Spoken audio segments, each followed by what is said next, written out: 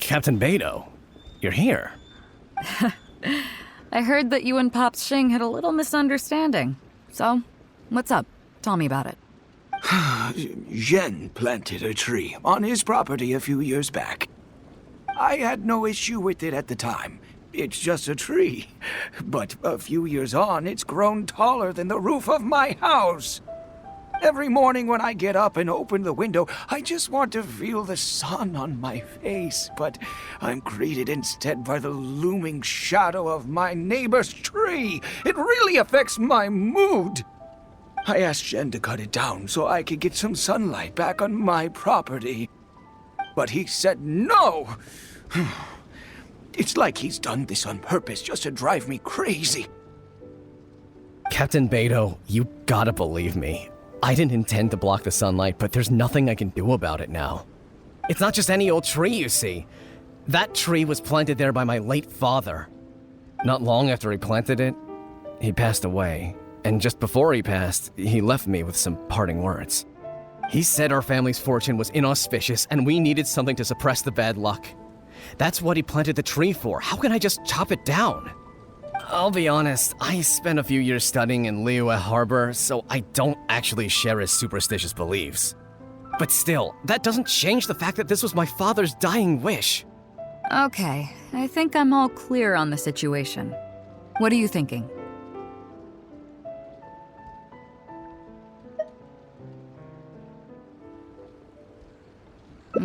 I was thinking along the same lines as you. Look, Pops, I'm not trying to make excuses for Zhen, but just try putting yourself in his shoes for a moment. Zhen's desire to protect his tree isn't for money or because he wants to hurt anyone, or for the sake of any superstition. He just wants to honor his father's dying wish. Pops, you have kids too, right? Yeah, when you put it like that. Pops, if you can agree to it, I'll have a word with Granny Zhuoxin and see about getting you some money from the relief fund as compensation for having your sunlight blocked. As for the tree... That sounds good to me. Whatever you think, Captain Beidou. The tree can stay. Some compensation would make me feel much better about the whole thing. Thank you, Captain Beidou. And thank you for understanding Pops Xing. I'll make sure to trim it back when I get home to let some more light through. It'll be such a relief not to have to worry about this anymore. On a separate note, I remember the Crux last visited the village not very long ago. Is there some special reason why you're back in person so soon? Nothing all that special, just personal reasons. I'm looking for some treasure. Huh? Treasure? Wait a second. That reminds me, I saw Chongping and Defu arguing in the fields earlier. It sounded like they were both trying to lay claim to some treasure. I don't know if it's related to the one you're looking for, but anyway, they're probably still there now. Really? Okay, well, you and Pops Xing can go about your business now. I'll go see what the situation is.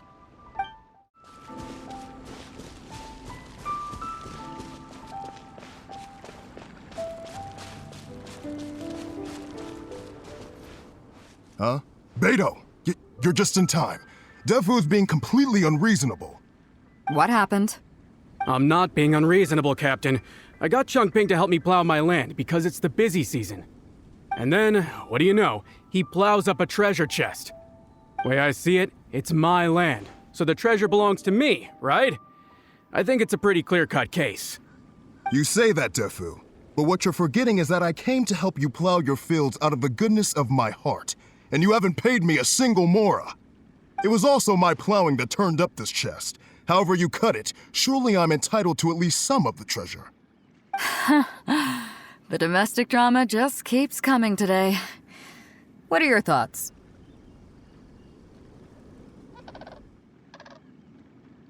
Okay, I think I'm up to speed here. If you two really want to take this further, I can get a legal expert from Liyue Harbor to adjudicate. As for the costs, I'll cover them. What do you think?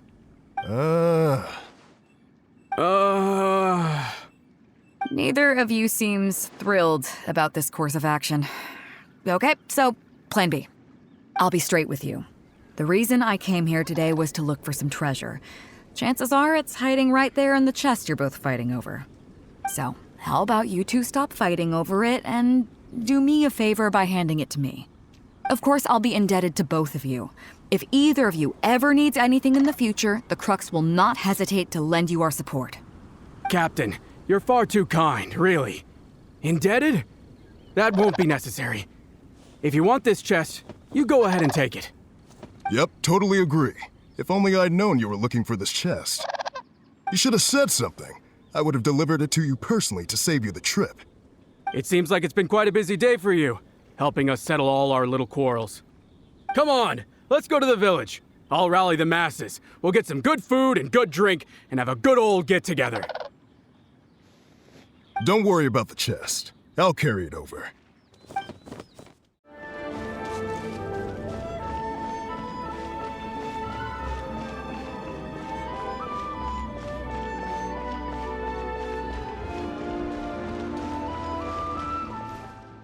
What a fine day today has been. Beidou has solved an awful lot of problems in our village. She sure has. Without Captain Beidou, that compensation payment would have bankrupted me. Yeah, and if it weren't for Captain Beidou, I'd still be arguing with Pops Xing. Hear, hear! We have plenty to thank Captain Beidou for, I'm sure. I propose a toast in her honor. To Captain Beidou. Cheers! I couldn't ask for more than the chance to get everyone together and drink to our heart's content. Cheers!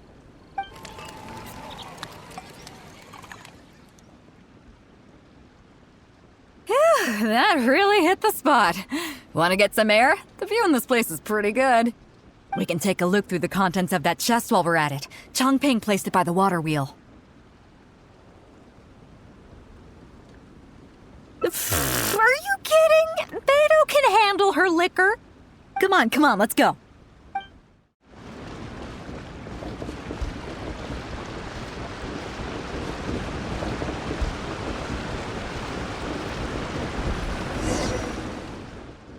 So, I've been thinking. Everyone seems to trust me enough to let me have the final word on their disputes. But don't you think some of my solutions can be a little stupid? You can laugh, I don't mind. Take Changping and Defu's wrangling over that chest, for instance. I had no clue who it should belong to, so I just came up with this stupid idea of taking it for myself. At least that way, neither of them would feel like it was unfair. But, I mean, I'm no Ningguang. I can't make a perfect deal every time. And I'm no Yanfei either. Not all my judgment calls are going to be 100% fair and square. I am Beidou, and my strength is in trading favors.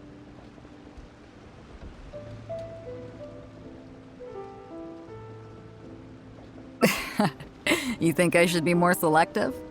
Some people think their favors are so valuable that they need to plan out how and when to use them to maximize the return on their investment. They view the favor as a bargaining chip.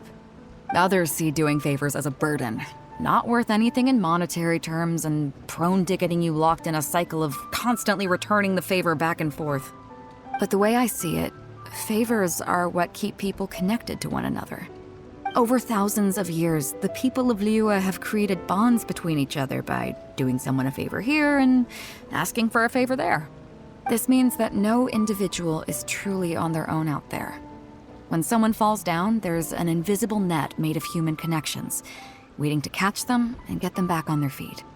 Over the years, I've come to owe favors to a great many people, and many other people have come to owe me one. These are the countless bonds between us, like so many fish in the sea. And they're the reason that the Crux and I have survived the countless hardships we've faced. I believe that if there ever comes a day when the world is overrun by monsters, Liyue's legal system collapses and the land is thrust back into an age of war, it's these bonds that will see us all through the dark days ahead, until we come out on the other side.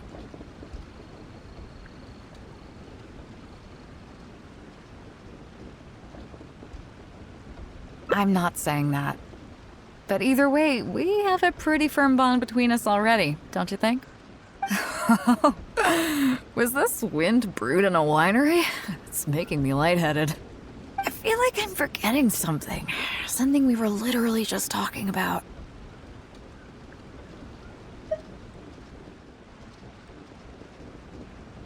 Oh, yeah, the chest! Oh, I got so immersed in our conversation that I forgot all about the main event. Come on, let's open it up and see what's inside.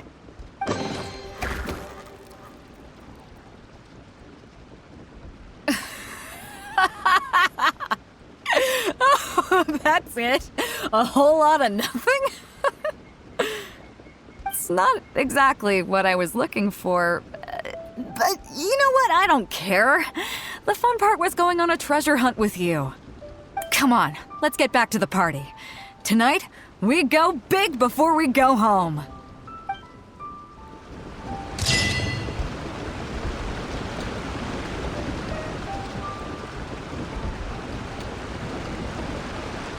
Their excitement today comes from their great respect for you, both your strength and your character. So please, don't take it the wrong way.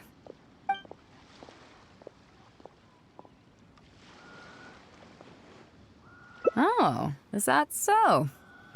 Well, it just so happens that we're doing some recruitment and training for new crew members while we're back. It'll be a first-rate chance to learn the life of a sailor. Since you're interested, why don't you come along and experience a sailor's life firsthand? I'm curious to see if you'll take the sea by storm in the same way you have on land.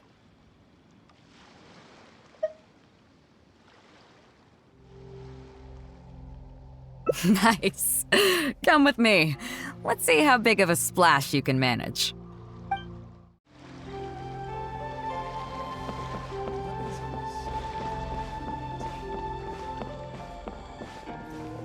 Chief Mate Juza's breaking in the newcomers, but I think we can spare you the tedium of that.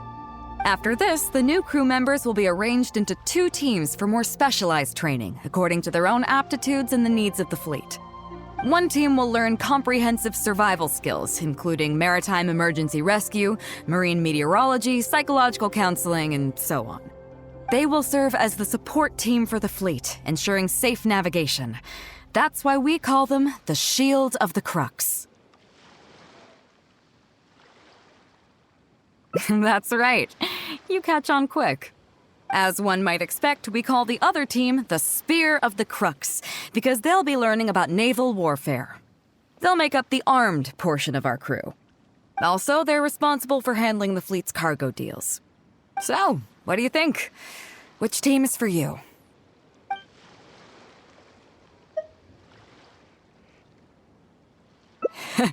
You truly are an adventurer at heart. Let's start with the fundamentals for any armed crew member. Basic boat handling. Follow me.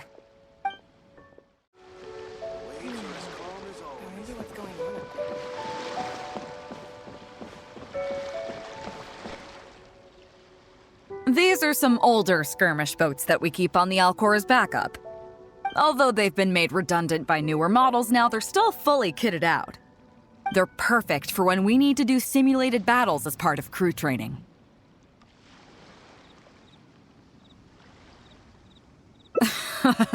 Disappointed? So this isn't quite on the scale that you had in mind, huh? To be honest, the Alcor going into battle is the last thing I'd ever want to see.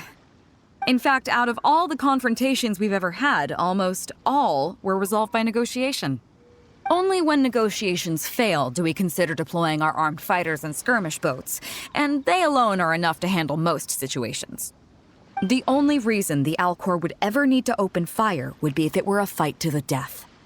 The Alcor serves only 2 purposes: to deter or to destroy. We are an armed fleet with a strong sense of justice, not war-hungry lunatics. We're very careful about determining when to use force and exactly what level of force to use. All of this to say that mastering a small attack craft is quite enough for new crew members. Do you have any experience piloting small armed vessels?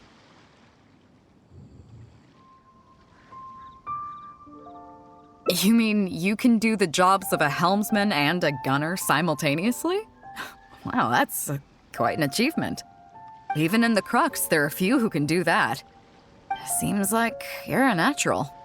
In that case, I'll skip the basics on how to operate your craft. The goal of this exercise is simple. Steer your skirmish boat along the prescribed route and return here within the time limit. You can start when you're ready. I'll be waiting here so I can observe your skills.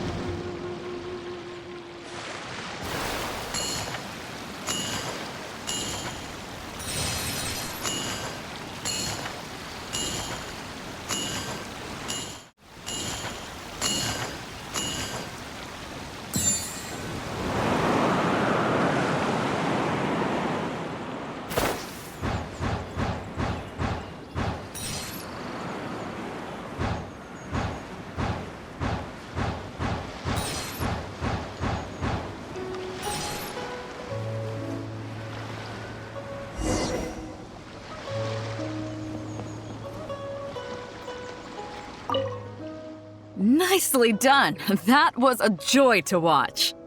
Perfect timing on the turns, you kept your craft stable on the straightaway. It was like watching a well-rehearsed show.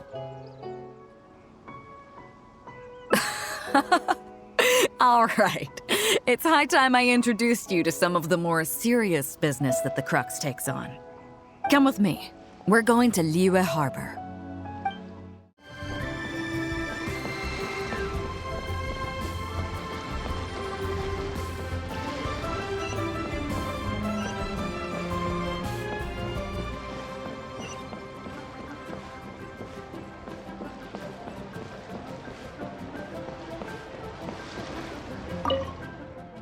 You may be aware that as an armed fleet, the Crux is kinda like the maritime equivalent of a guard for hire. We work as an armed carrier, earning our keep by successfully delivering the goods entrusted to us from A to B. Aside from that, though, there is also one other important way we make income.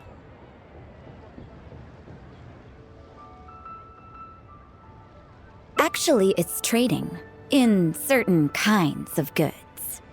Hey, my hotshot accountant. Nice of you to join us. Cut it out, boss. Juza sent me here with a message. He says preparations are now underway. If you give me the all clear, I'll head straight over. Okay. Be careful. Well, she has something to take care of. Mora Grubber was right, though. The other important side to our business, the less official side, is doing exactly what merchants do. Importing here, exporting there. The only difference between us and regular merchants is that our transactions aren't entirely above board. You'll see what I mean by that shortly. I'm taking you to see one such transaction for yourself. Come on, let's go meet our trading partner for the day.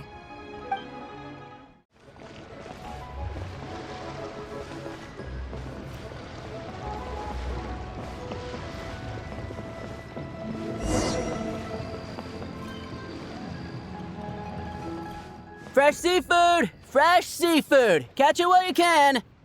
What do you have? Hello there! Here at Nay's Professional Fishmongers, we've got everything you could ask for. So what do you need? I want a bass head with all the teeth removed. If there's a single tooth in there, I don't want it. Ah!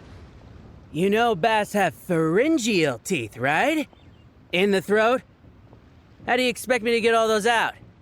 Then I'll have a bass trunk with 2 swim bladders. Again, if it's short by 1 swim bladder, it's not the bass I want. You're not making this easy for me. 1 bass means 1 swim bladder. Afraid that's not up to me. Okay, then I'll take a bass tail with scales that are yellow on the outside, black on the inside. Also, it's gotta have a total of 81 scales, that's 7 times 7, no more, no less. What kind of fish scales are yellow outside and black inside? You sure this is a fish you're talking about? In any case, you can try all you want, but 7 times 7 is never gonna get you 81. Pardon my asking, but you're not a fish expert, are you? I'm sorry, ma'am, but I'm afraid I don't have any of the things you're looking for.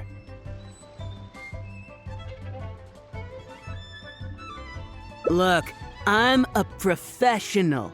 So are most of the people I serve. I can accommodate anything they ask for. Seems you two are amateurs. So I'm sorry, but you'll have to go someplace else. Anywhere you'd recommend? Like I said, Nay's professional fishmongers is for professionals. For amateurs, the place to go to would be Wise Amateur Fishmongers. I bet you're wondering why that guy was saying he didn't have what we wanted. That was just the first step in the transaction to confirm our identity. The real deal will come later.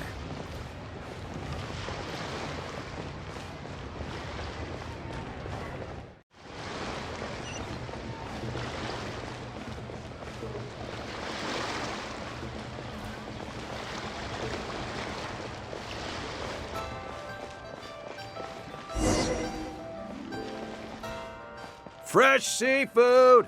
Fresh seafood! Come take a look! Is this Wise Amateur Fishmongers? That's the one. We have all kinds of amateur stuff here. The more amateur, the more of it we got. What would you like? We'd like a bass head. No problem. Ours are all toothless, mind you. And a bass trunk. Oh, no problem. I'll stick an extra swim bladder in there for you. On the house. And a tail. Sure thing. I'll paint the scales yellow on the outside and black on the inside, so you can tell at a glance, this ain't no ordinary fishtail.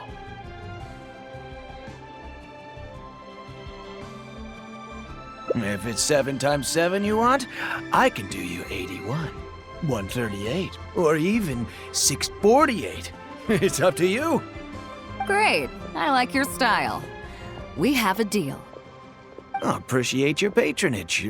Please, take your order to our warehouse manager over there.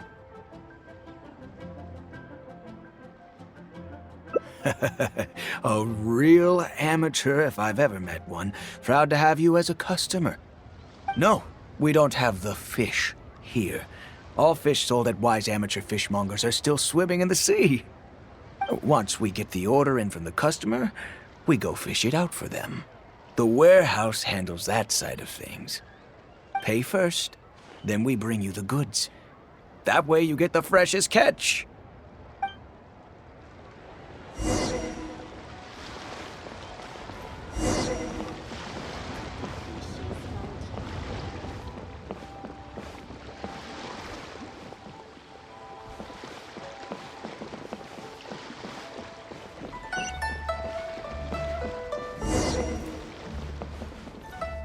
Are you two here to collect your order, huh, Beidou? Yes, sir. We're here about that bass. I didn't expect you to come in person, but we still need to follow procedure.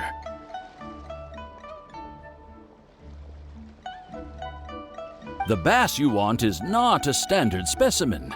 Our fishermen need to wait for the right moment to catch it. You know the rules, I take it? Of course. Oh, well, as you know, timing and location are everything when it comes to fishing. You have to wait till all the conditions are just right. That means the tide, the moon, and the wind. So, let me ask you this. When will the tide come in?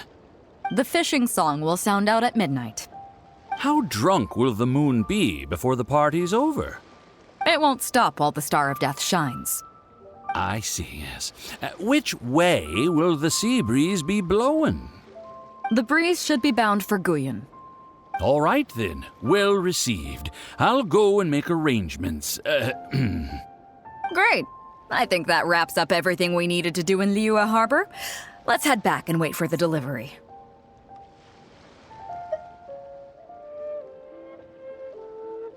The 3 people we just met are our business partners.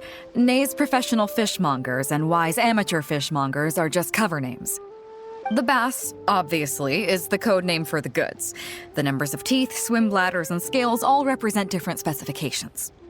Meanwhile, the conversation I had with the warehouse keeper was the instructions for the deal itself. Let me translate it for you. Tonight at midnight, the deal will take place in Guyan Stone Forest. The Alcor will wait there as long as needed. As for what the actual goods are, well, you'll see tonight.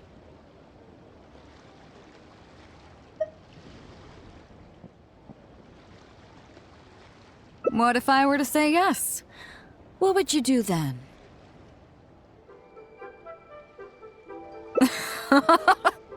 Thank you. But don't worry, everything will be fine. I deeply value you as a friend, but ultimately, you're not with the Crux. I definitely don't want to cause you any trouble just because you hung out with me. So rest assured, we haven't broken any laws. At least not today.